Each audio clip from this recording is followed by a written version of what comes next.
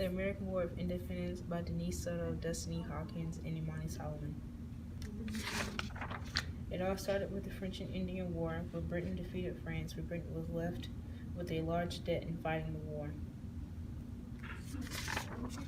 The British government decided to make the American colonies pay a large share of the war debt from the French and Indian War. Through the Sugar Act, Stamp Act, and other taxes, the British tried to collect taxes that American people considered harsh. Before the Revolution, the 13 colonies of the USA were originally colonies of Great Britain. The citizens were tired of the British rule.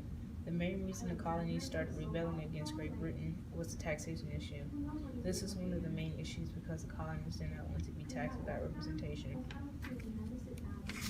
The Revolution was a product of political ideas influenced by enlightened writers like John Locke, who proposed that the government was a social contract. He said the purpose of government was to protect individual freedom and property. If a government failed to do this, the citizens have the right to overthrow it. That is the spirit of liberty, equality, and reason. The Americans rebelled in the Revolution.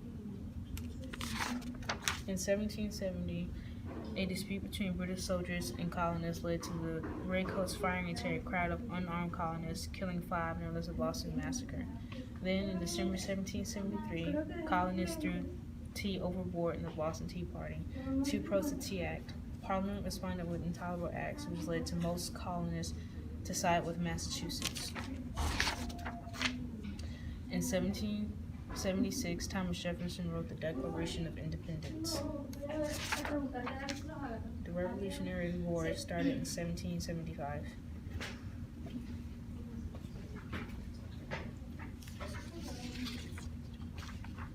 After several taxes were imposed on the Americans' goods, they decided that enough was enough.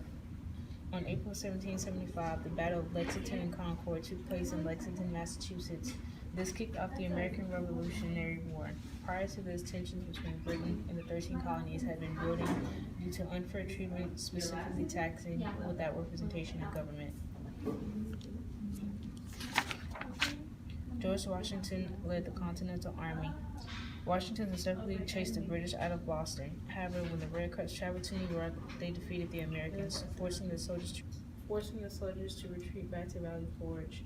While there, they received training from Baron von Steuben, Marquis de Lafayette, and Catherine Pulaski. In 1777, the colonial forces defeated the British army at Saratoga. After this, the French joined the Americans. In 1781, the Americans defeated the British, and in 1783, the Treaty of Paris was signed, ending the war.